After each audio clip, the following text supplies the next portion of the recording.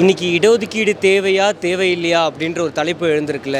என்னுடைய கருத்து என்னன்னா, இடஒதுக்கீடுன்றது தேவை.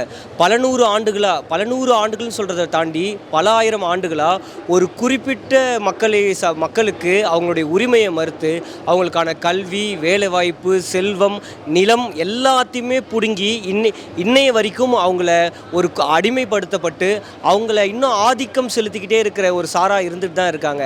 அதைத்தான் சொல்கிறோம். அந்த நிலையெல்லாம் மாறணுன்றதுக்காக அவங்களுக்கு சம வேலைவாய்ப்பு கிடைக்கணும், சம உரிமைகள் கிடைக்கணுன்றதுனால தான் இடஒதுக்கீடுன்றது வந்திருக்கு.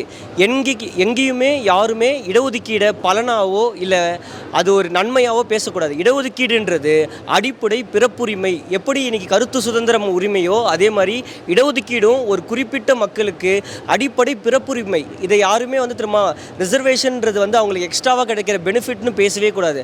அது அவங்களுடைய பர்த் ரைட். அதை முதல்ல புரிஞ்சுக்கணும். ரெண்டாவது ஒரு விஷயம் இருக்குது.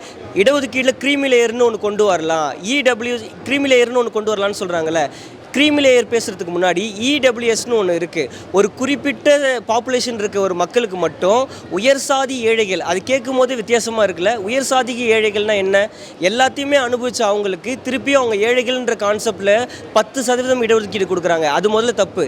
ரிசர்வேஷன் வேணான்னு பேசுகிறவங்க முதல்ல இடபிள்யூஎஸ் பொருளாதாரத்தில் பின்தங்கிய உயர் சாதிகளுக்கு கொடுக்கப்பட்டிருக்க இடஒதுக்கீடை கேள்வி கேளுங்க. அதுக்கப்புறம் இங்கே கொடுக்குற ரிசர்வேஷனுக்கு க்ரீமி லேயர் வேணும்னு பேசலாம். நிறைய முற்போக்காளர்களும் இந்த க்ரீமி லேயரை ஆதரிக்கிறாங்க. அதுவே முதல்ல தப்பு. ஒரு சரியான புரிதல் இருந்தால் இடஒதுக்கீடு சரின்னு பேசுவோம். ரெண்டாவது இடபிள்யூஎஸ்ன்றதை எதிர்த்து பேசுவோம். நம்ம எல்லாருமே புரிஞ்சுக்க வேண்டிய ஒரு விஷயம், இடஒதுக்கீடு நம்முடைய பிறப்புரிமை. அது தேவைப்படுற ஒன்று, கொடுக்கப்பட வேண்டிய ஒன்று.